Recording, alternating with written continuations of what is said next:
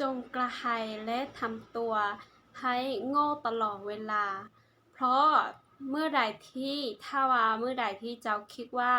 เจ้าเป็นคนฉลาดแล้ว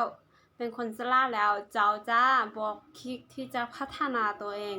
บ่หาวิธีพัฒนาบ่หาการเรียนรู้มาให้ตัวเอง เพราะถ้าว่าแต่ถ้าเจ้าคิดว่าตัวเองโง่เขาจะหาวิธีถ้าเขาคิดว่าตัวเองโง่เนาะเขาก็จะหาวิธีการเรียนรู้จาก YouTube จากหนังสือจากการไลฟ์การเว้าใน YouTube หรือว่าคลิปต่างๆเนาะมันยังก็แล้วแต่ที่ว่าเป็นความรู้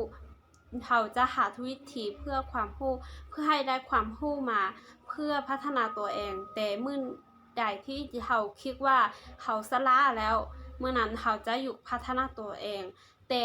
เพราะว่าในโลกนี้มันเปลี่ยนแปลงเสมอต่อให้มื้อนี้เขาชนะเขา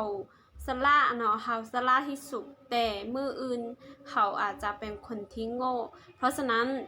การเรียนรู้คือสิ่งหนึ่งที่